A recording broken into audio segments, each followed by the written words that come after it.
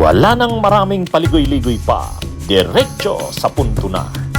Maiksi lang ang komentaryo, pero diretso sa punto.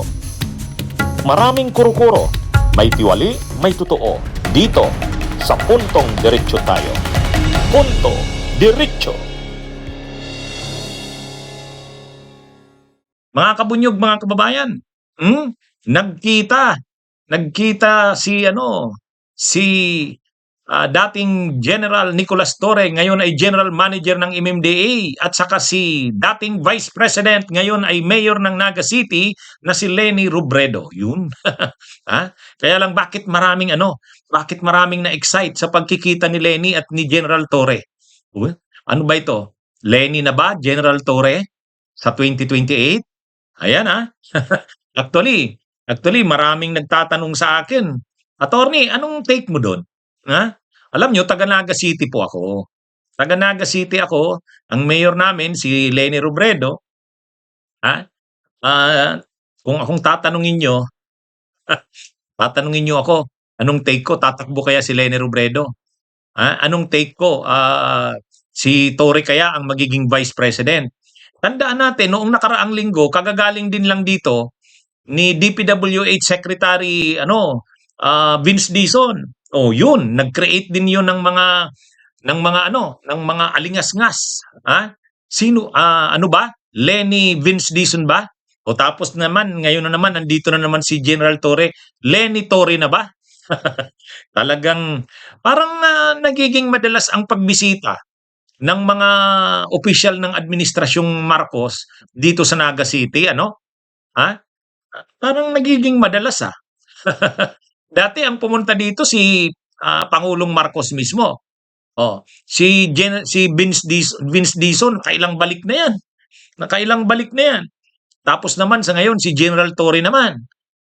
Ano bang sadya ni General Torre? Actually, nagsalita siya doon sa mga empleyado ng City Hall ng Naga City. Nagsalita siya sa mga leaders ng Naga City. Hindi naman inanunsyo kung anong sadya. Ano namang sadya ng ano kayang sadya niya dito? Pag sinabi mo namang Metropolitan Manila Development Authority, di Metro Manila lang yan. Hindi naman national ang coverage ng Metropolitan Manila Development Authority. Awan ko, baka inimbitahan dito ng local government ng Naga. Bakit naman kaya inimbitahan ng local government ng Naga? Siyempre hindi maiwasan diyan. Hindi maiwasan diyan na mag-isip ang mga yung mga sumusubaybay, excited na sa takbo ng politika ng bansa.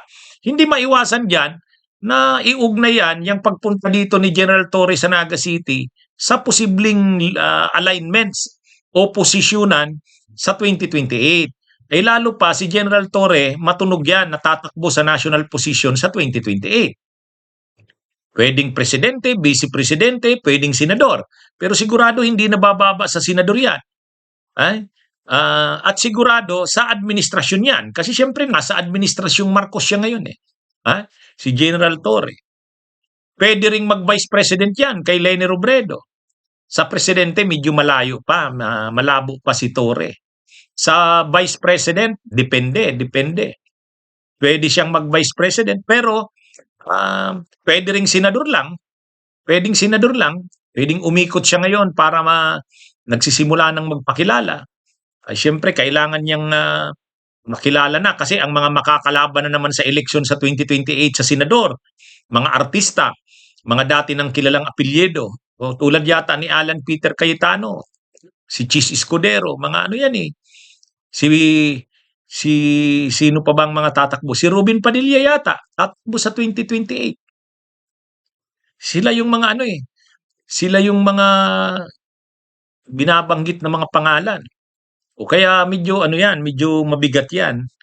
Parang si Mark Villar. Maliban na lang kung makapasa yung political dynasty law. Anyway, ang pagpunta dito ni General Torre, wala naman talagang press release kung ano nga ba. Pero siyempre pinag-uusapan nga sa social media, lalo kahit sa mainstream media, siyempre kino-cover yan. dahil ang mayor dito si dating Vice President Leni Robredo, isa sa mga nakikitang posibleng pambato sa 2028. Hindi nga lang siya nagdedesisyon pa, pero siya ang seryosong isa sa mga posibleng mga kalaban ni Sara Duterte. At si Torre naman, isa rin sa mga pinapangalanang tatakbo sa national position sa 2028. Kaya yung pagpunta dito ni General Torre, eh siyempre nagki-create ng ng alingasngas. Anong niluluto? Anong niluluto? Ano bang pinag-usapan nila ni Leni Robredo? Actually, hindi rin natin alam. Pero yun na nga, pinagsalita si General Torre sa mga leaders ng Naga City, tapos in-interview ng local na media. Exposure na rin yan ni General Torre, anumang posisyon ang takbuhan niya. Vice President man o senador. Siyempre sikat yan si General Torre kahit dito sa Naga City o sa Bicol. Dahil kilala siya, yung pag-aresto kay Kibuloy, pag-aresto kay Duterte, talagang doon siya nakilala. At matunog na rin talaga natatakbo siya sa 2028. Hindi nga lang alam pa kung anong posisyon. Pero yun na nga, kahit senador ang tatakbuhan niya, malakas yan. Pero kahit malakas naman kasi o kilala siya, malakas din yung mga makakalaban niya. Kailangan niya talagang magkilala. Kaya tama lang yan, umiikot na siya. Pero siyempre, hindi niya naman sasabihin na kaya pumunta siya sa Naga dahil may koneksyon na ito sa plano niya sa 2028. Ay ganun naman lagi ang mga kumakandidato na yan. Hindi naman nila aaminin yan. Pero ano pa ba namang sadya niya sa Naga? Hindi naman ito sakop ng Metropolitan Manila Development Authority. Pero sasabihin naman, wala silang napag-usapan na politika ni Leni Robredo. Pwede ba yun? Wala namang maniniwala doon. Kaya lang siyempre, hindi naman nila aaminin yan. Hindi naman nila aaminin yan. Na napag-usapan nila ang politika. Hindi naman yan. Pero wala pa sigurong saradong usapan kung ano talaga. Pero yan, politiko si Leni Robredo. Si General Torre din, papasok na rin sa politika. Imposibleng hindi nila mapag-usapan yung politika. Siyempre nga, ang reaksyon nga ng mga netizens, ang reaksyon nga ng mga kababayan natin, pinag-usapan. Wow, si General Torre, pumunta sa Naga, kausap si Leni. O yun, laman ng mga balita ngayon. Kaya nga maraming nagtatanong sa akin, Attorney, ano ba yun? Taga Naga City ka, ano bang napag-usapan? Hindi ko rin alam. Hindi naman ako sa opisina ni Leni Robredo. Pero siyempre, maugong yung balibalita na politika. Siyempre, nagpapakilala na si General Torre, umiikot na. Kailangan niya ang boto ng Bicol.